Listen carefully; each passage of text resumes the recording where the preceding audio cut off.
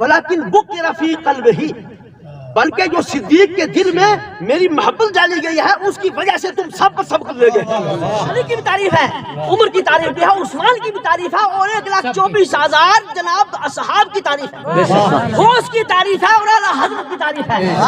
صدیق اکبر ایک ایسی ذات کا نام ہے۔ میں نے آج جو آیت میں نے پڑھی قرآن شریف کے 30 پارے میں سے، وہ میں نے اس نسبت سے پڑھی کہ آج حضرت صدیق اکبر کا دن بھی ہے۔ سبحان اللہ، سبحان۔ تو چونکہ یوٹیوب پر اور واٹس ایپ پر یا اس کی جو فیس بک ہے، اس پر آج کل بہت تیزی کے ساتھ جو ریفز ہے، وہ اپنا جو کالا پن ہے نا، جیسے لوہار کی دکان میں جانے سے لگتا ہے، اس طرح بہت چھوڑ رہا ہے۔ جی بالکل۔ تو میں چاہتا ہوں کہ ایسی بزرگ شخصیت کی بات کروں کہ جس کی تعریف سے سب ولی اور سب خلیفوں کا ذکر ہو جائے۔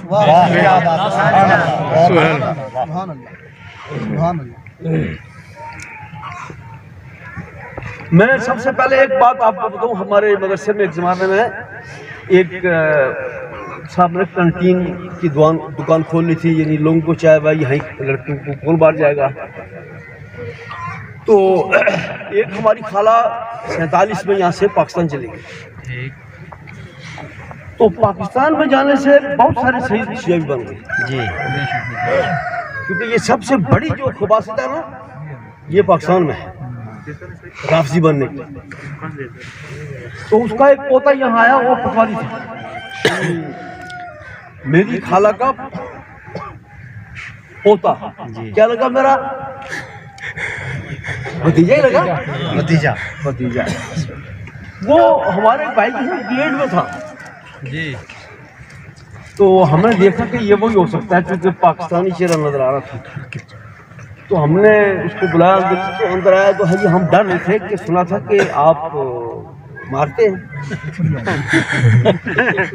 تو ہم نے کبھی تو میں نے آپ کو نہیں مارا۔ خیر پکوڑے شکوڑے کھانے کے بعد وہ خود اس نے کہا، میں نے نہیں کوئی بات چاہیے، اس نے کہا ہم صرف حضرت علی کو باقی 3 اصحاب سے افضل مانتے ہیں، باقی ہم تبرعی شیعہ نہیں۔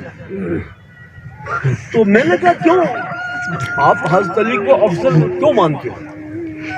ان دنوں میں ہم ایک کتاب پڑھ رہے تھے حدیث شریف کی، اور اس میں حرم شریف کے اندر سے جب سرکار نے بھوت نکالے تھے نا، وہ واقعہ میں میرے زیر مطالعہ تھا۔ تو آپ یہ بات سمجھیں کہ میں کو بڑا عالم ہوں، مجھے وقت تو بات یاد آ جاتی ہے، بس اتنا۔ تو حجی ہم نے دیکھا کہ جب سرکار علیہ السلام کعبے کے اندر سے بت نکالنے لگے تو حضرت علی سے آپ نے کہا کہ آپ میرے کندھے پر بیٹھو۔ بالکل کہا۔ پھر آپ کا کیا استدلال ہے؟ حجی مور نبوت حضرت علی کے پیر کے نیچے تھی، تو اس لیے ہم ان کو سب اصحاب سے افضل مانتے ہیں۔ میں نے کہا وہ کتاب آپ کو نظر آ رہی ہے ہماری الماری میں؟ میں نے کہا آپ نے غلط حدیث شریف پڑھ لی۔ ہاں حدیث میں کیا ہے؟ میں نے کہا حدیث میں یہ ہے کہ جب آپ نے کعبے کے اندر سے ریاضی بڑی بات ہے بتوں کے نکالنے کے لیے کہا حضرت علی کو کہ آپ میرے کندھے پر بیٹھو اور ان بتوں کو باہر نکال دو۔ تو انہوں نے عرض کیا کہ میں آپ کے کندھے پر بیٹھوں، میری کیا ہمت ہے، آپ میرے کندھے پر بیٹھو۔ سرکار سے عرض کیا تو آپ نے ارشاد فرمایا کہ اے علی تم نبوت کا بوجھ اٹھا سکو۔ اللہ اکبر، سمجھے آپ؟ کسی نے سبحان اللہ نہیں کہا نا؟ کیا کہا؟ میں نے کہا آپ دیکھو کہ جس دن ہجرت کی رات تھی تو آج صدیق اکبر ان کو اپنے کندھے پر کہاں اٹھا کر لے گئے۔ سبحان اللہ، سبحان اللہ۔ اور مجدد صاحب نے اپنے مکتوبات شریف کے اندر لکھا ہے کہ جو نبوت ہے، نبوت ایک بہت بڑی بات ہے، اس کی متحمل 2 شخصیات ہیں، ایک حضرت عمر ہے اور ایک حضرت صدیق اکبر۔ سبحان اللہ، نعرہ تکبیر، اللہ، نعرہ رسالت یا رسول اللہ، حضرت علامہ مولانا مفتی بشارت صاحب زندہ باد۔ اور ہجرت کی رات میں جب سرکار اسلام اپنے گھر سے نکل کر آئے تو آپ حضرت صدیق کے اکبر کے گھر میں، آپ کسی دوسرے گھر میں کیوں نہیں گئے؟ جب آپ وہاں پہنچے تو دیکھا کہ حضرت صدیق رات میں آپ کے صحن میں گھوم رہے ہیں۔ تو آپ نے فرمایا صدیق تم کیا گھوم رہے ہو؟ کہا آپ نے ایک دن کہا تھا کہ میں نے ہجرت کرنی ہے، تو اس دن سے میں رات سویا نہیں، اور اس لیے گھوم رہا ہوں کہ کیا معلوم کہ کس ٹائم آپ آئے اور میں نہ ملوں۔ تو آپ نے ارشاد فرمایا کہ بس وہ ٹائم یہی ہے، اب آپ چلو۔ اور جس کی آیت نازل ہوئی نا، الیوم اکملت لکم دینکم اتممت علیکم نعمتی ردیت لکم الاسلام دینا، اصحاب خوش ہوئے سب کہ آج کے دین مکمل ہو گیا ہے، کیونکہ یہ بڑی بات ہے دین کا مکمل ہو جانا۔ اگر کسی آدمی کے اندر اس کا دین مکمل ہو جائے تو چار چاند لاتے ہیں جی اس کی زندگی میں نا۔ یہ کوٹھی بنا لی، یہ کار لے لی، یہ بیکار لے لی، کیا فائدہ؟ کچھ نہیں۔ اگر دین اس کا مکمل ہو گیا تو سب کچھ مکمل ہو گیا۔ تو اصحاب بہت خوش ہوئے، تو حضرت صدیق رونے لگے۔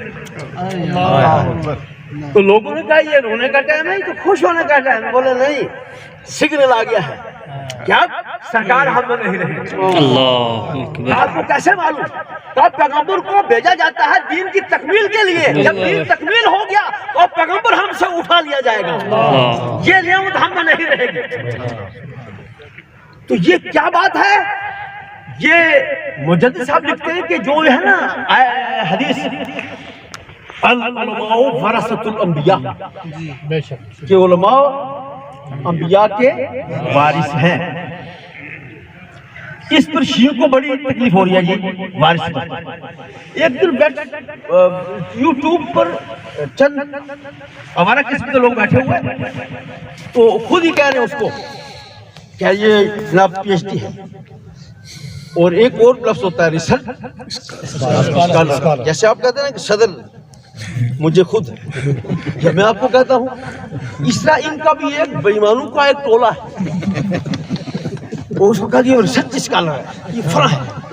اور اس نے وہ آیتیں پڑھی تھی کہ یہ جو کہتے ہیں کہ مائی فاطمہ حصہ مانگنے کے لیے تشریف لے گئی تھی، تو حضرت صدیق نے یہ حدیث پڑھی تھی کہ پیغمبر وراثت نہیں چھوڑتا۔ تو یہ تو بالکل معقولی بات ہے کہ حدیث کو قرآن کے مقابلے میں چھوڑ دیا جاتا ہے۔ تو اس نے وہ آیت پڑھی وَوَارِثَ سُلَيْمَانُ داؤد، کہ سلیمان وارث ہوئے داؤد کے۔ اور حضرت سلیمان نے کس پیغمبر نے یہ کہا انی خفت الموالیہ، کہ میں اپنے موالی سے خوف زدہ ہوں، اے اللہ مجھے ایک لڑکا دے جو میرا وارث ہو۔ تو اس نے یہ تشریح کی کہ جو ان کو خوف تھا وہ ان کی جائیداد کا تھا، مکان کا، زمین کا، وغیرہ وغیرہ۔ حالانکہ انہوں نے جو کہا وَإِنِّي خِفْتُ الْمَوَالِيَ، مجھے موالی کا خوف ہے، اس کا مطلب یہ تھا کہ آپ کی اولاد میں تھی تو جو نبوت کی ایک ذمہ داری ہے، ایک تبلیغی مقام ہے، توحید کا ہی لوگوں کو پہنچانا، دین کا سب سے بڑی دولت یہ ہے انسان کے پاس۔ تو پیغمبر نے کہا کہ جب میں مر جاؤں گا، میرا کوئی بیٹا یا کوئی آگے نہیں ہوگا، تو یہ گنوار، سمجھئے نا، یہ ان پڑھ، یہ دین کی شبیہ بگاڑ دیں گے۔ اس لیے اللہ سے انہوں نے دعا کی کہ مجھے ایک بیٹا عطا فرما جو میرا علمی جانشین ہو۔ تو دیکھو وارث، یعنی اس طرح حضرت صدیق پر وہ کتنے الزام لگا رہے ہیں۔ سرکار علیہ السلام نے ایک دن محفل میں یہ ارشاد فرمایا معفو دلا ابو بکر بشیء، جو ابو بکر کو تم سب پر فضیلت حاصل ہے وہ کسی اور وجہ سے نہیں ہے، ولیکن بکر فی قلبہ، بلکہ جو صدیق کے دل میں میری محبت ڈالی گئی ہے اس کی وجہ سے تم سب پر سبق لے گئے۔ اور وہ کیا ڈالا گیا ہے صدیق کے دل میں؟ اس حدیث کو میر عبد الواحد الگرامی نے سب سنابل شریف میں نقل کیا ہے۔ آپ فرماتے ہیں کہ جو پروردگار نے میرے سینے میں ڈالا ہے وہ صدیق اکبر کے سینے میں ہم نے ڈالا ہے. جو راز کا علم ہے نا، ایک علم ہوتا ہے علم ظاہری اور ایک علم ہوتا ہے علم باطنی. جو علم باطنی ہے نا اس کے شہنشاہ اگر آپ کو ملیں گے تو صدیق اکبر ملیں گے. تو حضرت صدیق اکبر رضی اللہ تعالیٰ عنہ کہ گھر میں آپ کیوں گئے؟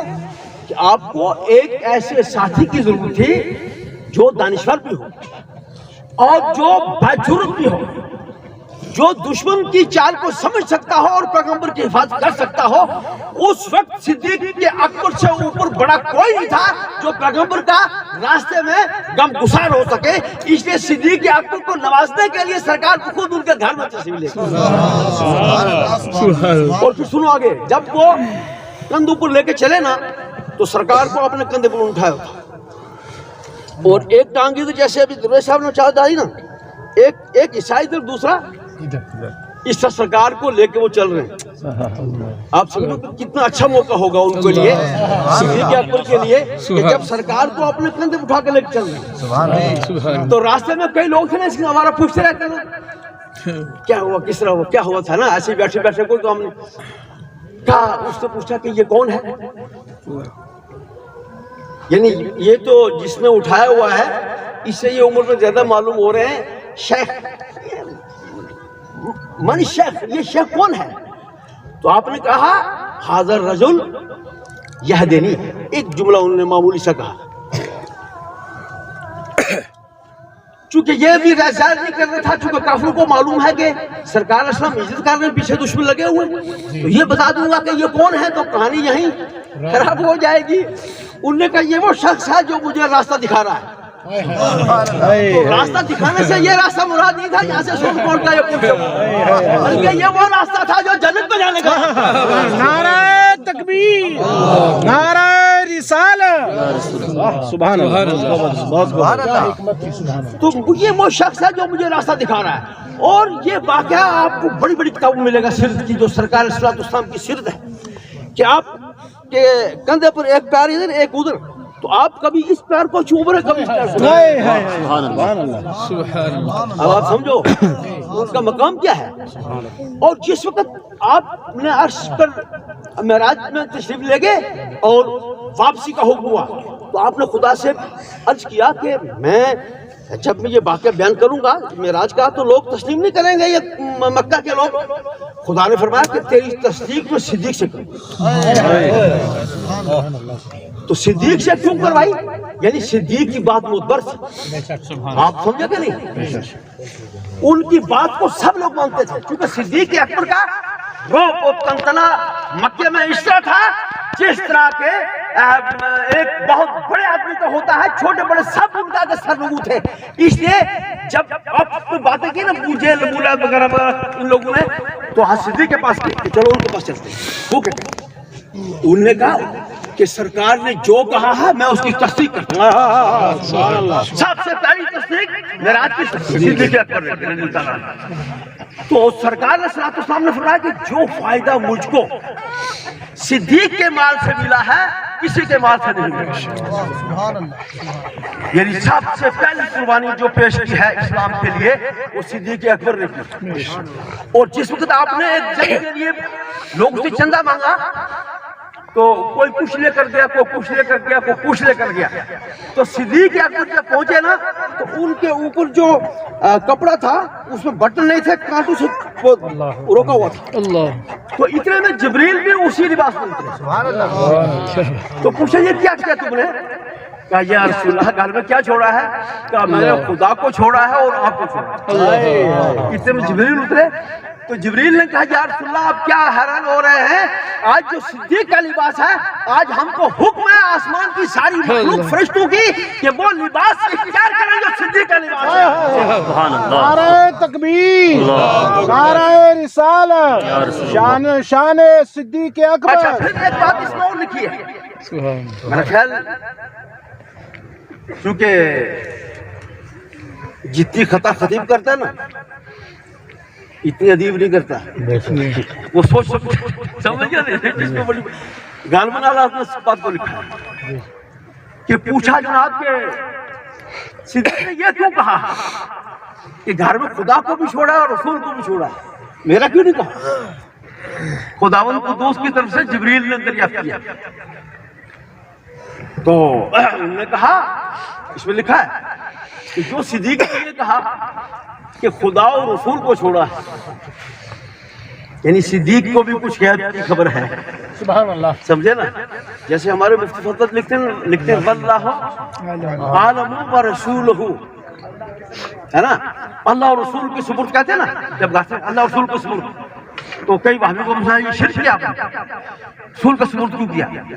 یعنی اس کا مطلب یہ ہے کہ اس کی بولتی بند کرنے کے لیے صدیق اکبر نے جو لفظ استعمال کیا وہ پہلے سے جان رہے تھے کہ ایسے بے وقوف لوگ بھی پیدا ہوں گے جو رسول کے نام سے چلیں گے، اس لیے صدیق کی سنت بھی ہوگی کہ خدا کو بھی چھوڑا ہے رسول کو بھی چھوڑا ہے، اور پھر رسول اور خدا کی بات الگ نہیں، دونوں ملتے ہیں تو ایمان بنتا ہے، اور اگر الگ الگ کرو گے تو بے ایمانی بھی ایمان بن جاؤ گے، دونوں کو ملاؤ گے تو ایمان ہوگا لا الہ الا اللہ محمد رسول اللہ۔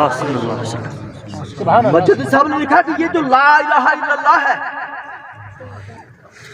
اس سے اگلا کلمہ بھاری ہے، کیوں؟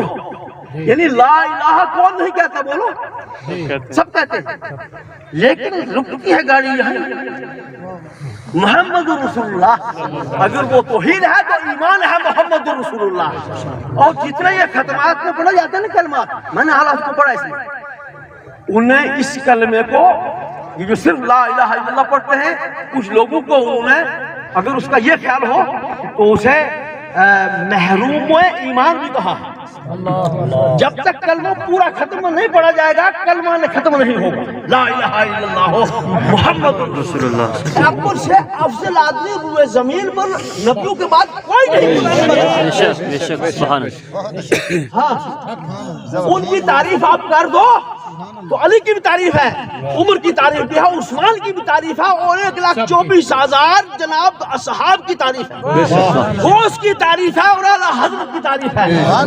صدیق اکبر ایک ایسی ذات کا نام ہے، اور میں یہ بات بھی آپ کو کہتے میں چھوڑوں گا نہیں، یہ جو ہم اس چیز کے قائل ہیں کہ حضرت علی رضی اللہ تعالیٰ عنہ ولایت کے سر چشمہ، وہ ولایت وہاں ہی سے ہے نا،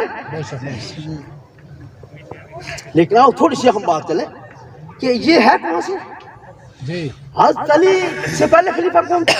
بولو، اس سے پہلے کون تھا؟ اس کے پہلے کون تھا؟ ہاں، تو یہ سرکار کا فیض کہاں سے آیا؟ ارے صدیق اکبر صلی اللہ علیہ وسلم سے۔ حضرت علی کی خلافت ہو یا ان کی عمارت ہو یا ان کی شخصیت ہو، صدیق اکبر کے بعد ہے، اور یہ اہل سنت و جماعت کا متفقہ فیصلہ ہے، بے شک، اور اس چیز پر اجماع ہے کہ روئے زمین کے اوپر انبیاء کے بعد سب سے بڑی افضل ذات کا نام صدیق اکبر ہے، ابو بکر صدیق ہے، بے شک بے شک بے شک ماشاءاللہ۔ اور حضرت علی سے جب دریافت کیا نا، آپ کوفہ کی مسجد میں تھے، آپ نے کہا دیکھو جو تم مجھ کو صدیق سے افضل کہتے ہو سن لو، میں اس محفل میں موجود تھا جس میں سرکار صلی اللہ علیہ وسلم نے آخری ایام میں ان کو مسلح پر کھڑا کیا تھا، اور میں تندرست تھا، میں بیمار بھی نہیں تھا، تو میں سمجھتا ہوں کہ سرکار نے جس کو مسلح پر کھڑا کیا میری موجودگی میں وہ مجھ سے۔ اچھا میری ایک چیز سے بات ہوئی جناب، اس نے کہا دیکھو جی کہ حضرت علی نے فلاں جگہ میں تلوار سے یہ کیا وہ کیا وہ کیا، میں نے کہا یہ تلوار سرکار نے دی تھی، سرکار کی مرضی ہے کہ سرکار جوانوں کو تلوار بھی دیتے ہیں اور بزرگوں کو مسلح بھی دے دیتے ہیں، مسلح بھی سرکار کا ہے اور تلوار بھی سرکار کی ہے، تیرے باپ کی نہیں ہے، یہ سرکار علیہ السلام کی ہے۔ اور قرآن فرماتا ہے بل سوف یرضا، ہم ان کو راضی کریں گے، یعنی ہر آدمی چاہتا ہے خدا ہم سے راضی ہو، خدا کہتا ہے کہ میں عنقریب صدیق کو راضی کر دوں، صدیق کو راضی خدا کر رہا ہے، اب اسی سے سمجھ لو صدیق